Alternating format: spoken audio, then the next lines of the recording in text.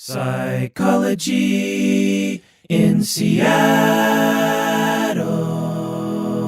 Hey, deserving listeners. Today's episode is about trauma and trauma treatment, specifically cognitive processing therapy. People have been asking me to talk about cognitive processing therapy because it was recently featured in a This American Life episode. Patron Jenna wrote to me saying that she heard the episode and she's like, you know what? Cognitive processing therapy kind of reminds me of DBT. And it also reminded me of the fact that you often will talk about on the podcast about how a lot of different therapies overlap. Is that what's happening here? Is cognitive processing therapy overlapping with DBT and a lot of other therapies? And she says, as a clinician, I might not be using cognitive processing therapy or DBT or any other particular modality, but it's not to say that during therapy, I don't do good work with my clients. And so I want to go into that today. But first, let's just talk about trauma in general.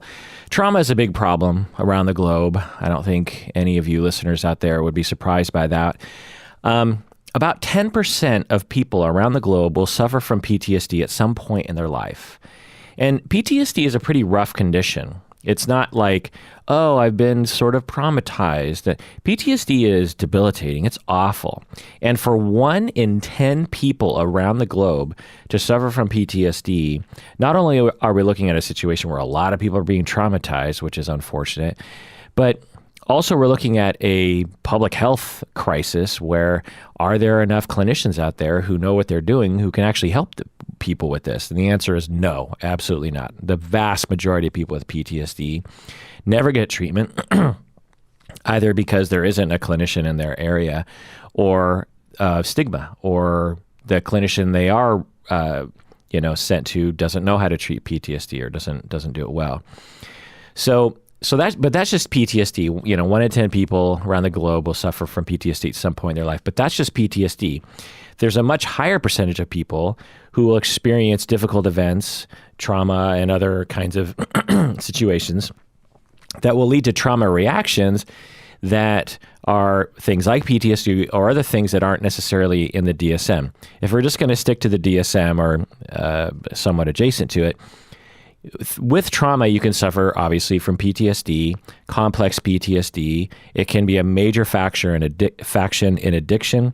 It can be a major factor in emotional difficulties, relationship difficulties, personality disorders like borderline or narcissistic, dissociation, obviously, anxiety, panic, depression, low self-esteem. So when you add up all the different effects of trauma, it's a huge issue. I'm just going to say, I don't know a single person who hasn't been traumatized, at least somewhat. I mean, I suffered from PTSD, and like I said, all of us have been through some version of trauma, but I had a medical procedure that was very traumatic for my psyche. My prefrontal cortex was fine with the procedure, but there was something about it that triggered in me some sort of deep reaction, and I, for years, had PTSD after that.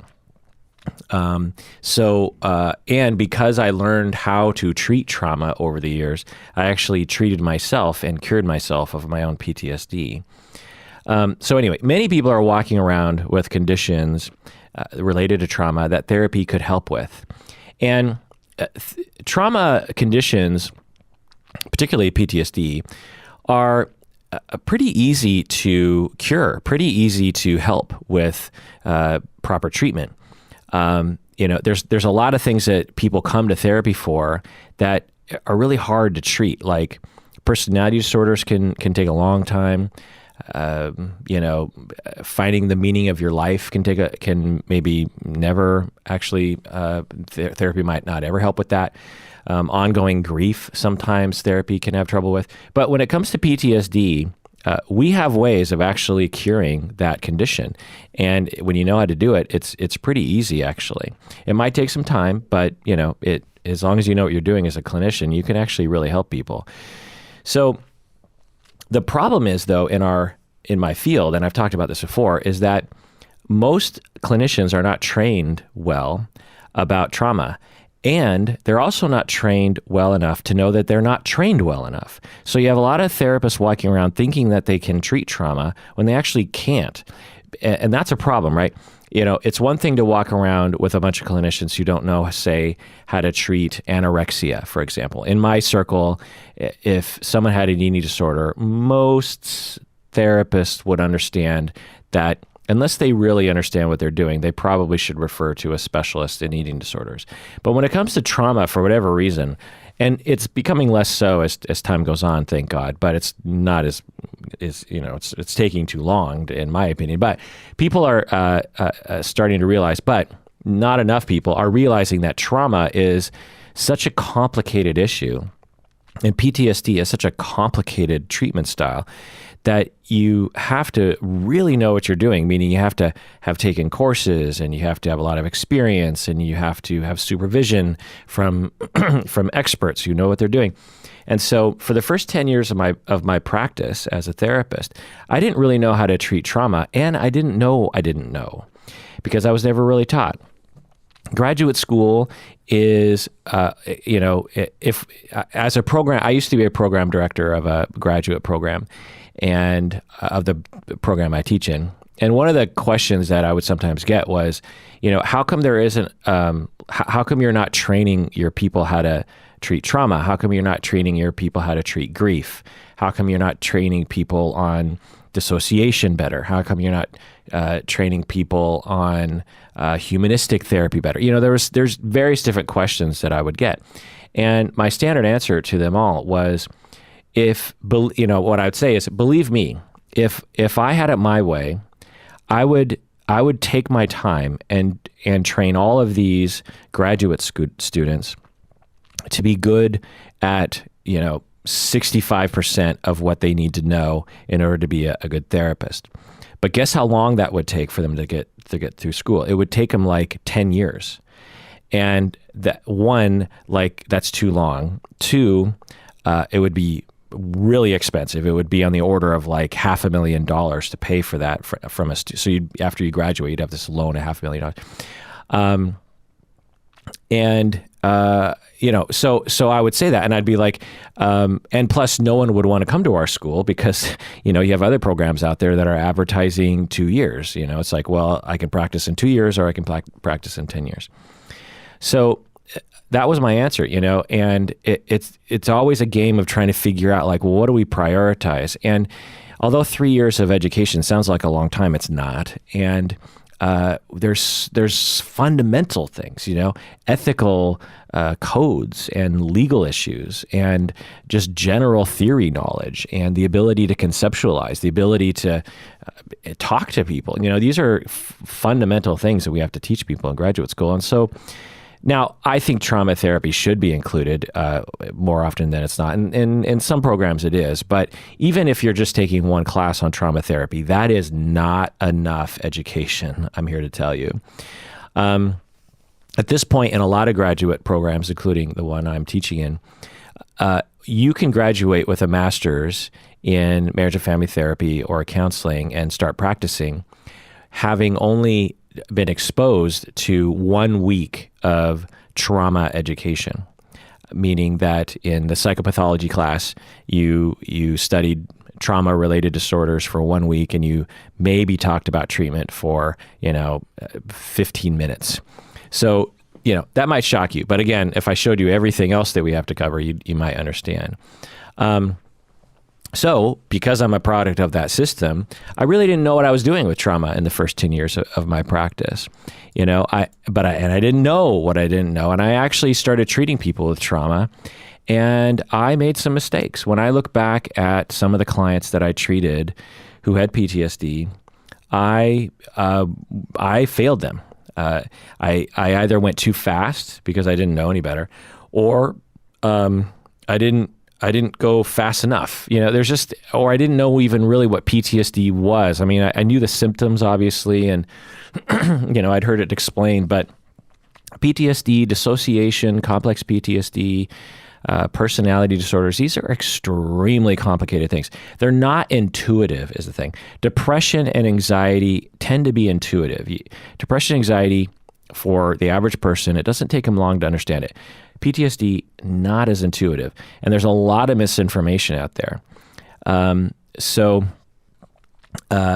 PTSD has a lot of different presentations. PTSD is very complex. For some people, it is quite simple, and I've cured people's PTSDs in PTSD conditions in 5 sessions, 5 to 10 sessions, and other people, 5 to 10 sessions. That's a joke. Like for me to treat their PTSD, it took me like 5 years. And, how do you know the difference as a therapist between those two people? Because if you treat everyone like they're 5 sessions, you'll go way too fast and the client will drop out or be re-traumatized by your treatment model. So PTSD is very, very complicated. And, So there's a lot of misinformation out there as well. One of the things that I talk with supervisees and novice therapists about, when I talk about trauma or when the topic comes up, sometimes I'll hear this comment like, oh, it's okay, so the person has PTSD. Well, aren't we supposed to use EMDR? EMDR is one of the treatment modalities for trauma. And this drives me crazy because EMDR, yes, is evidence-based and it works for sure. But it'd be like if you said, oh, I'm hungry. The only thing I can do to cure the hunger is to eat kimchi soup. Well, yeah, kimchi soup will help you with your hunger, but there's billions of other things you can do to cure your hunger. If you want kimchi soup, go for it. But, what if you have to drive to another state to get kimchi soup?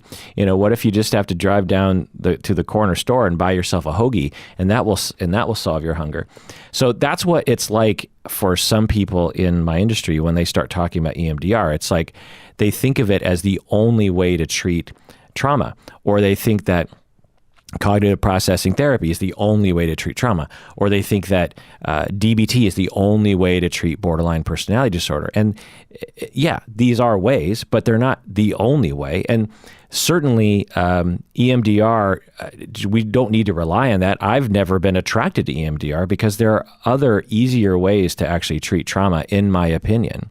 EMDR involves eye movement desensitization or, bilateral stimulation, which I find to be completely unnecessary, not only in terms of just the modality, but also like I'd have to take extra training. I would have to get equipment in my office and whatnot. And it's like, why would I add that on when I know how to cure PTSD in other ways? And so I'm not dogging on EMDR. I'm just dogging on the idea that EMDR is the only way. So anyway, that's my little thing about trauma. In this episode, I'm going to talk about trauma. I'm going to talk about PTSD. I'm going to talk about cognitive processing therapy. I'm going to talk about the This American Life episode that goes into cognitive processing therapy. I'm going to talk about other trauma therapies, EMDR included, trauma-focused CBT, exposure therapy, others.